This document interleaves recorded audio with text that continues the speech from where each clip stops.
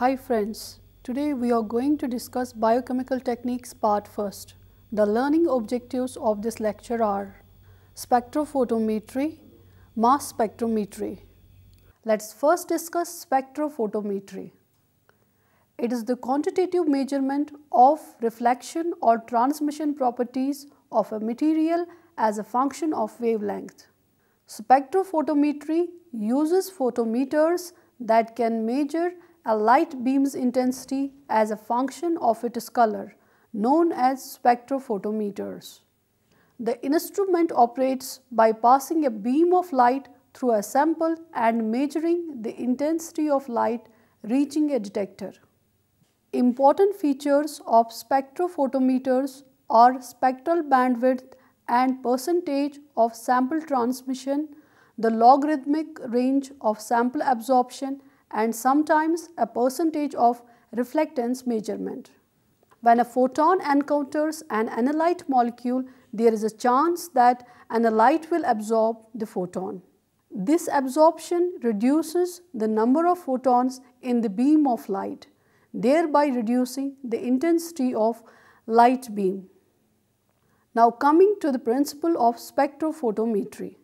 A spectrophotometer consists of two instruments, namely spectrometer for producing light of any selected color and photometer for measuring the intensity of light. The instruments are arranged so that liquid innocuate can be placed between the spectrometer beam and the photometer. The amount of light passing through the tube is measured by the photometer. The photometer delivers a voltage signal to display a device, normally a galvanometer. The signal changes as the amount of light absorbed by the liquid changes. When a monochromatic light passes through a solution, there is usually a quantitative relation as per Beer's law between the solute concentration and the intensity of the transmitted light. That is represented as here, where the I sub 0 is the intensity of the transmitted light using the pure solvent and I is the intensity of the transmitted light when the colored compound is added. C is the concentration of the colored compound and L is the distance of the light which passes through the solution and K is the constant. Now let us illustrate the experimental procedure of spectrophotometry. The following simulation illustrates the procedure for making the spectrophotometric measurements. First, the intensity of the light at I sub 0 passing through the blank is measured. The intensity is the number of photons per second. The blank is a solution that is identical to the sample solution except that blank does not contain the solute that absorbs light. This measurement is necessary because the cell itself scatters some of the light. Second, the intensity of the light represented by I passing through the sample solution is measured. Third, the experimental data is used to calculate two quantities. First, the transmittance and second, the absorbance. The transmittance is simply the fraction of a light in the original beam that passes through the sample and reaches the detector. There are two major classes of devices. A double beam spectrophotometer which compares the light intensity between two light paths, one path containing a reference sample and other the test sample. And other device is a single beam spectrophotometer which measures the relative light intensity of beam before and after a test sample is inserted. Spectrophotometers use a monochromator containing a diffraction grating to produce the analytical spectrum. The grating can either be movable or fixed. Arrays of detectors such as charge coupled devices CCD or photodiode arrays PDA can also be used. The sequence of events in a modern spectrophotometer is as follows. First, the light source is imaged upon the sample. A fraction of light is transmitted or reflected from the sample. Third, the light from the sample is imaged upon the entrance slit of monochromator. Fourth, the monochromator separates the wavelength of the light and focuses each of them onto the photodetector sequentially. Now let us discuss our next topic, which is ultraviolet visible spectrophotometry. It also refers to absorption spectroscopy or reflectance spectroscopy in ultraviolet visible spectral range. This means it uses light in the visible and adjacent near UV and near infrared ranges. The absorption or reflectance in the visible range directly affects the perceived color of chemicals involved. In this region of the electromagnetic spectrum, molecules undergo electronic transitions. This technique is complementary to fluorescence spectroscopy, in which fluorescence deals with the transitions from the excited state to the ground state, while absorption measures the transitions from the ground state to the excited state. The Beer-Lambert law states that the absorbance of a solution is directly proportional to the concentration of absorbing species in the solution and the path length. Thus, for a fixed path length, UV visible spectroscopy can be used to determine the concentration of the absorber in a solution. It is necessary to know how quickly the absorbance changes with the concentration. This can be taken from the reference or more accurately determined from calibration curve. There are some terms which need to be understood before getting into the spectroscopy. One such term is molar absorption coefficient or molar extension coefficient or molar absorptivity. It is the measurement of how strongly a chemical species absorbs light at a given wavelength. It is an intrinsic property of the species as represented in the formula, where the actual absorbance is represented by A of a sample also depends on the path length L and the concentration C of the species according to Beer-Lambert law. Now coming to the principle of ultraviolet visible absorption. Molecules containing non-bonding electrons can absorb the energy in the form of ultraviolet or visible light to excite these electrons to higher antibonding molecular orbitals. The more easily electrons are excited, the longer the wavelength of the light it can absorb. Now let us discuss the applications of UV visible spectroscopy. UV visible spectroscopy is routinely used in analytical chemistry for quantitative determination of different analytes, such as transition metal ions, highly conjugated organic compounds, and biological macromolecules. Spectroscopic analysis is commonly carried out in the solutions, but solids and gases may also be studied. A UV visible spectrophotometer may be used as a detector for HPLC. The presence of an analyte gives a response assumed to be proportional to the concentration. UV visible spectroscopy is also used in the semiconductor industry to measure the thickness and optical properties of thin films on a wafer. UV visible spectrometers are used to measure the reflectance of light and can be analyzed via Bloomer dispersion equations to determine the index of refraction and extinction coefficient of given film across the major spectral range. We will now briefly discuss our next important technique, microspectrophotometry. UV visible spectroscopy of microscopic samples is done by integrating an optical microscope with UV visible optics. White light sources, a monochromator and a sensitive detector such as charge coupled device CCD or photomultiplier tube PMT can be used. Modern instruments are capable of measuring UV visible spectra in both reflectance and transmission of micron scale sampling areas.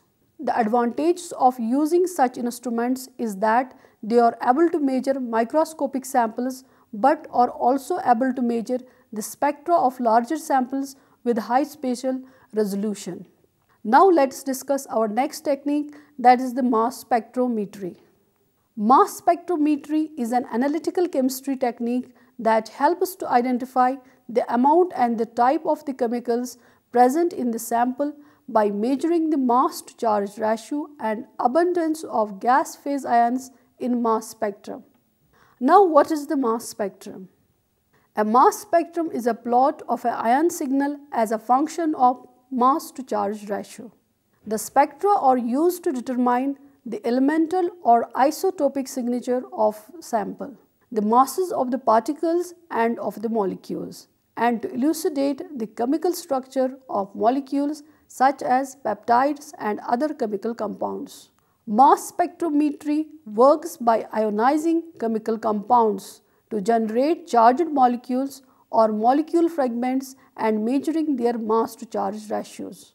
In a typical MS procedure, a sample which can be solid, liquid or a gas is ionized, for example by bombarding with electrons. This may cause some of the sample molecules to break into the charged fragments. These ions are then separated according to their mass to charge ratio, typically by accelerating them and subjecting them to an electric or magnetic field. Ions of the same mass to charge ratio will undergo the same amount of deflection. The ions are detected by a mechanism capable of detecting charged particles such as an electron multiplier. Results are displayed as spectra of relative abundance of detected ions as a function of mass to charge ratio. The atoms or the molecules in the sample can be identified by correlating known masses to the identified masses or through a characteristic fragmentation pattern. A mass spectrometer consists of three components. First, an ion source, a mass analyzer and a detector. The ionizer converts a portion of a sample into ions. There is a wide variety of ionization techniques depending on the phase of sample and efficiency of various ionization mechanisms for unknown species. An excitation system removes ions from the sample which are then targeted through the mass analyzer and onto the detector. The difference in the masses of fragments allows the mass analyzer to sort the ions by their mass to charge ratio. The detector measures the value of an indicator quantity and thus provides data for calculating the abundance of each ion present. In mass spectrometry, ionization refers to the production of gas phase ions, suitable for resolution in mass analyzer or mass filter. Ionization occurs in the instrument via ion source through two processes. First, hard ionization technique, which is the systematic rupturing of bond which acts to remove excess energy and restoring the stability to the resulting ion. The resulting ion tend to have lower M/Z ratio than the molecular mass. The most common example of hard ionization is electron ionization. The second is soft ionization. Soft ionization refers to the process which impart little residual energy onto the subject molecule and as such result in little fragmentation. For example, fast atom bombardment, chemical ionization, atmospheric pressure chemical ionization, electron spray ionization and matrix assisted laser desorption ionization. Now coming to the last component of the mass spectrometry, that is the detector. The final element of the mass spectrometer is detector. The detector records either the charge induced or the current produced when an ion passes by or hits a surface. An important enhancement to the mass resolving and mass determining capabilities of mass spectrometry is using it in tandem with chromatographic separation techniques. A common combination is gas chromatography mass spectrometry. Similar to the gas chromatography mass spectrometry, liquid chromatography mass spectrometry separates compounds chromatographically before they are introduced to ion source and mass spectrometer. Now coming to data representations. Mass spectrometry produces various types of data. The most common data representation is mass spectrum. Certain types of the mass spectrometry data are best represented as a mass chromatogram. Types of the chromatograms include selected ion monitoring, total ion current, and selected reaction monitoring, among many others. Now coming to the data analysis. Mass spectrometry data analysis is specific to the type of experiment producing data. General subdivisions of the data are fundamental to understanding any data. Many mass spectrometers work either negative ion mode or positive ion mode. It is very important to know whether the observed ions are negatively or positively charged. This is often important in determining the neutral mass, but it also indicates something about the nature of molecules. Mass spectrometry can measure molar mass, molecular structure, and sample purity. Now, how do we interpret mass spectra? Usually, the first strategy for identifying an unknown compound is to compare its experimental mass spectrum against a library of mass spectra. If no matches result from the search, then manual interpretation or software assisted interpretation of mass spectra must be performed. Now let us discuss the applications of mass spectrometry. Mass spectrometry has both qualitative and quantitative uses. These include identifying unknown compounds, determining the isotopic composition of elements in a molecule, and determining the structure of a compound by observing its fragmentation pattern. Mass spectrometry is an important method for the characterization and sequencing of proteins. The true primary methods for ionization of whole proteins are electrospray ionization and matrix assisted laser desorption ionization. Now let us discuss the disadvantages of mass spectrometry. This method often fails to distinguish between optical and geometrical isomers and the position of the substituent in ortho, meta and para positions in an aromatic ring. Also, its scope is limited in identifying hydrocarbons that produce similar fragmented ions. With this, we conclude today's lecture. We will be meeting again with second part of this lecture titled Biochemical Techniques. Hope you have understood the lecture. Thank you.